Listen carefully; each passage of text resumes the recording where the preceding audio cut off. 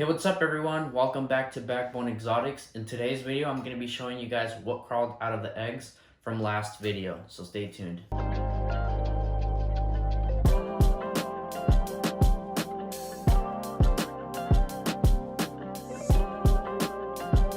So today we're going to be chilling with Maui for at least for this first part until we start actually bringing out the hatchlings. So I actually hit the odds really well. Like I was talking in the last episode, you really can't tell what actually was inside of the egg because it is so small. You really can't get a feel of what's actually in there. Also too, it was, they haven't had their first shed. After their first shed, as many of you guys know, their colors really start to show, and that's really when you can tell exactly what morphs are within the snake. So it's been about a month since I filmed last episode, and every time I feel like I'm in the groove and I start posting weekly, something goes on in my life where I just don't post. So I just want to say sorry, and I want to say welcome to all you new subscribers. I think I went from around 90 subscribers to about 130 within a month, which is absolutely crazy. So thank you guys. All right, so that's enough talking. Let me start showing you guys what hatched out. Like I said, we absolutely smashed the odds. We actually got some really cool stuff out of this simple pairing. And don't forget, everything that you see on this video is gonna be for sale. Some of them are for sale, some of them are gonna be held back from me, but I'll double make sure and actually show you guys which ones are for sale, their morph, sex, and their weight, and etc. If you guys are interested, I'll leave a link right here, or I'll give you my to my Instagram. That would be the best way to reach me, and we can figure something out. And obviously you can get your snake there, and then we can talk about prices. So let's get started. All right, so this is where all the hatchlings are. I actually have 6 hatched out, but unfortunately one passed away, and I'll talk more about that in just a second. But just like I said, these are where all my hatchlings are being housed in this VE2 rack system. And like I said, they are being held in the hatchling tubs, which is, I believe, 8 quarts, if I'm not mistaken. So yeah, this is where I kept all of them. These pins to just securely keep them in here. But like I said, this is where all the little hatchlings are. But I'll pull them out individually, and I can show you exactly what we're working with. So let's get started.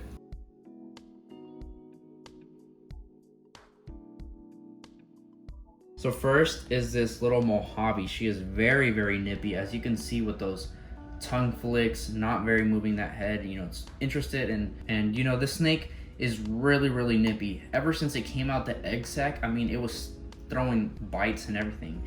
So this snake is really good.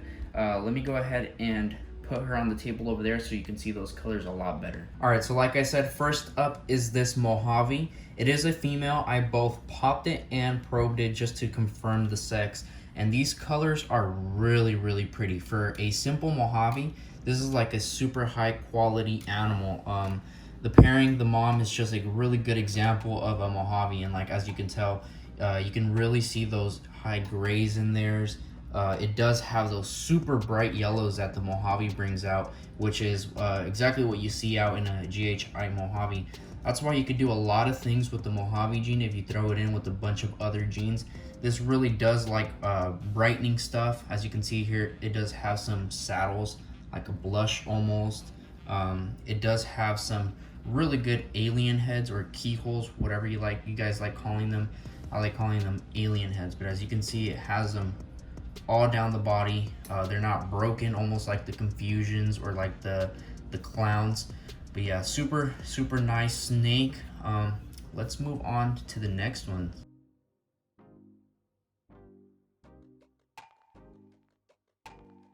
And this girl right here is also really sassy. That's why I kept them together with the other Mojave that's also very nippy. So you can see she's just waiting to freaking bang my finger. But let's bring her over here to the table so we can show her off. All right, so our second hatchling would be this special. From the video when I was finally cutting the eggs, I actually thought this was a normal, and as you can see, those colors are way too bright. That pattern is nowhere near a normal. Let me bring out a het pied. Obviously it doesn't have any coloration, so we can compare the two. All right, so this is my 100% het pied, and we just want to be very careful with her because she did just have a really big meal. But as you can see, those colors are nowhere near close to each other. This is technically just a normal, this is what a normal wild type ball python would look like in the wild.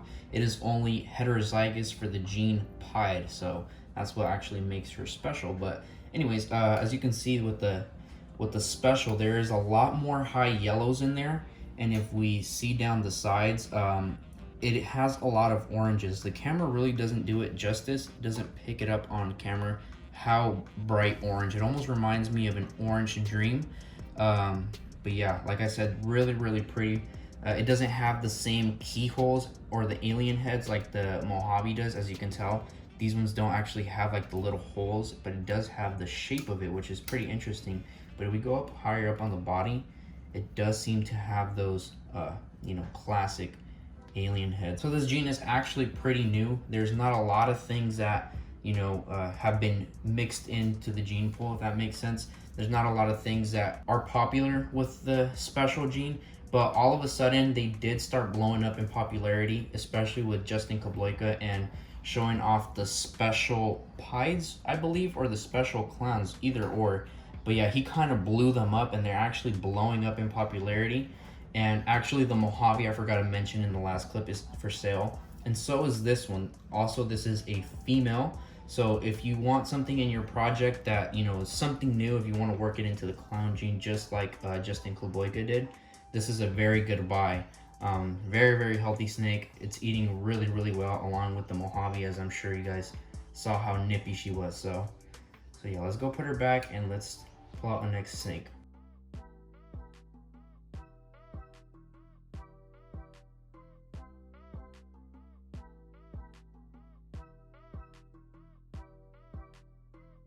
Alright, so our third snake is gonna be a banana. I do suspect that it is also special, like a special banana. I just can't confirm it, but I don't know. These colors are just really, really bright, as I'm sure you guys know. The special gene really seems to brighten up the colors, almost like the yellow bellies and specters and stuff like that. So it really doesn't look like a normal banana. As you can see, those really high, even almost like a purple, like gray coloring on the banana. This is just a really high quality banana, and it even looks like it has a little face on the back of the head. But yeah, I really didn't want to let go of this banana. It's just a really good example of the banana gene. Like I said, it may also even have special, so if it was being bred, this would actually be like a really, really good starter to a collection. But this guy is actually already sold. The owner should pick it up in the next couple days, but yeah, he's just been smashing down food, and I mean, there's just nothing you can really say about this snake. It just doesn't pick up, the camera doesn't pick up its colors. It really doesn't do it justice. Like I said, those really high yellows, like I said, obviously this is a banana, that's where it gets its name. Actually, in the future, it will start producing almost like some polka dots, like black dots everywhere. That's also why they are called the banana. And I believe it actually even has some coming in already. Has a really nice belly, a really nice blushing up to the alien heads. Like I said, I really can't get over that like gray, purple, almost metallic look to it. It's just a really, really pretty snake. Yeah, like I said, I really wish I didn't have to let go of this animal, but unfortunately, you know, bills have to be paid, and I'm sure this is gonna go to a good home, so that, you know, really makes me happy. But yeah, let's go on to the next snake.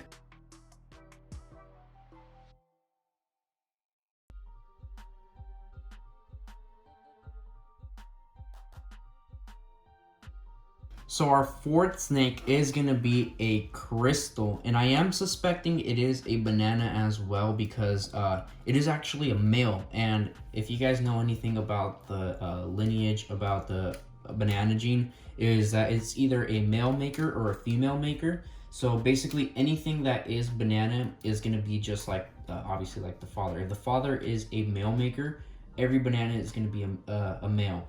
If the female banana is a female maker, of course, then everything that is banana is going to be a female. But in return means that everything else that isn't banana is 100% guaranteed that it's going to be a female if it is a male maker, if that makes sense. I might have just confused a couple of you guys, but I mean, it's also not 100%. You know, you always need to double check, probe, pop all your snakes just to make sure you're giving out the right sex. But anyways, this is a male. but since the father is a female maker, it should be a female. So that's why I'm suspecting it also has the banana in there. But it's kind of confusing me because it doesn't look like a banana. The banana really seems to pop out in any gene that it's thrown into, but I really can't see it. Anyways, the crystal gene, it's like an all white snake, but the older they get, they actually start getting some more yellowish coloring. Look at that really pretty face. It looks like a Mojave. Of course, that is what it is. It's a special Mojave. That's what makes the crystal. But it has those blue eyes. It almost reminds me of the blue-eyed leucistic. Yeah, you can still see some of that patterning. Obviously, the blue-eyed leucistic doesn't have those patterns. Really good patterning.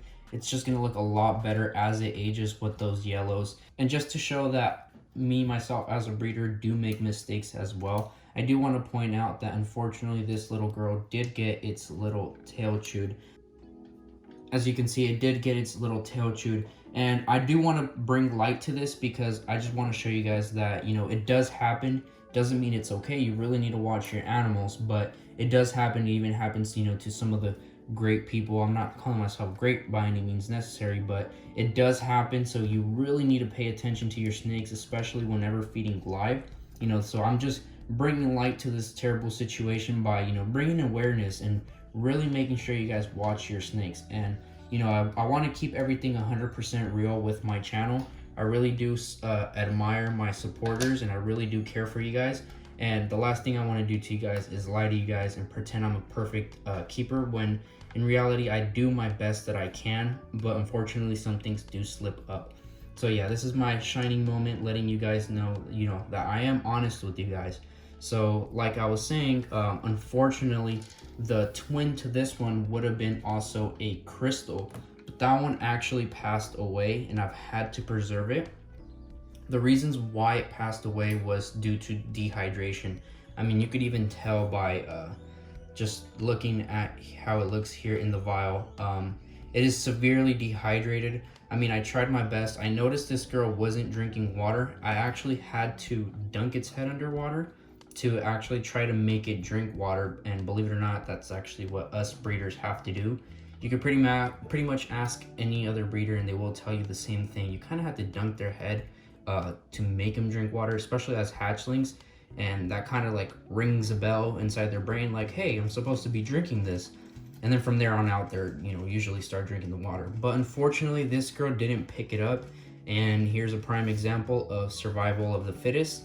She didn't make it, unfortunately, but her counterpart did. So that's why I'm actually holding back this crystal and I'm not selling it. But yeah, it's a really, really pretty snake. I mean, like I said, really reminds me of that blue-eyed leucistic. Like I keep saying, the camera really doesn't do it justice. It really has some really nice coloring. Like I said, look at this. You could still see some of that pattern, that yellow.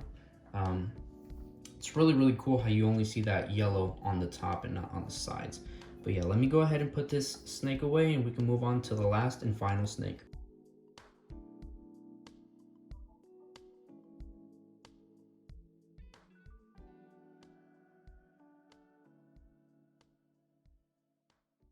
All right, and finally, our last hatchling is gonna be this banana Mojave, and oh my god, this snake, I mean, just the banana gene in general, is just so amazing. But you just add the Mojave in there, and it kind of mutes out a lot of colors, but it's still like a butter. I don't know how to explain it. Like a very, yeah, like a butter ice cream. I don't know how to explain color. It's just like so pretty. I do wish some of the oranges did come out a little bit more. As you can see, like right about here, like right along the blushing line, you do see a little bit of that orange, but you really do lose a lot of those oranges and yellows compared to the normal banana. And let me go ahead and slip them right in. As you can see, huge difference. Let me know which one you think looks better in your opinion in the comments down below. We can try to make a poll real quickly and see which one you guys think is more pretty. In my opinion, in some days I really like the banana, and I think one of those days is right now. I mean, just the colors on it is just unreal.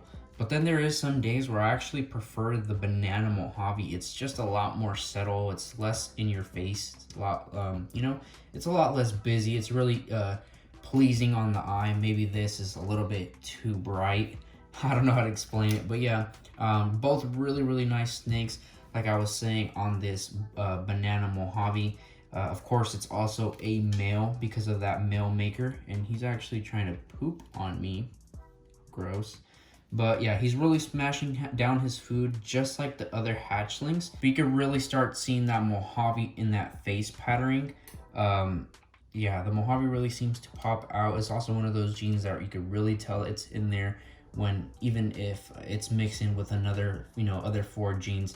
But yeah, like I said, very subtle. Almost reminds me of like not a butter ball python, but it almost reminds me like of a bar of butter.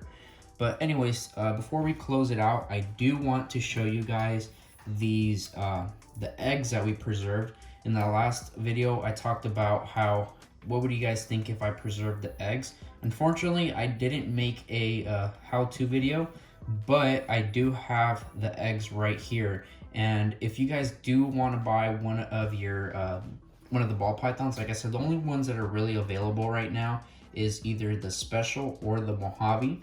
And if you do buy the snake, there is an additional option to buy the egg, the very egg that it came out of. And since I do have them hatching on camera, or I actually cut them on camera, I know exactly what egg came out of, what snake came out of what egg. For example, if I go back and watch the other video, I know the banana came out of obviously the banana egg. And like I said, you can buy this for an additional $10. Also too, if I end up selling off the snakes, but I don't actually sell the eggs themselves preserved, you guys can also inquire, like I said, on my Instagram at Backbone Exotics. I'll leave it somewhere right here. And you guys can also shoot me a direct message or a little note or something and let me know that you are interested in this. I'm only selling these for $10. I'm not actually making any money on them. I just want to make back what I invested in, like the products on the mason jars and the stuff that actually goes to preserve it. But anyways, I hope you guys enjoyed this video, and I mean, let's just say goodbye with these awesome, beautiful snakes. Alright, so that's pretty much it for today, guys. Now we're saying goodbye with all these beautiful little hatchlings. It's going to be so sad to get actually rid of them. Like I said, this little banana is actually going to his new home very soon. But yeah, it was a very fun journey. Ever since I was checking for follicles in my Mojave, when she was still developing follicles, to when she finally laid eggs, I'll still never forget that feeling of my very first time pulling eggs. And then of course, incubating these little guys for a super long, I believe it was like 65 days or something like that. And then to finally cutting them, to finally, having their first sheds, having their first meals. It was an amazing process. I'm very grateful that I was able to do this. But unfortunately, everything that starts does come to an end, and for these little guys, their journey with someone else begins very shortly. So let me know down in the comments down below which one is your favorite snake and which one you would love to add to your collection. And also too, let me know which one do you think is better looking between that banana Mojave or just a simple banana. Like I said, it may also be a special. Also, please don't forget to subscribe and leave a like down below if you enjoyed today's video. I really appreciate it. And if you guys don't mind, also give my Instagram a follow at Backbone Exotics. And you guys have a wonderful rest of your day. Have a good one. Goodbye.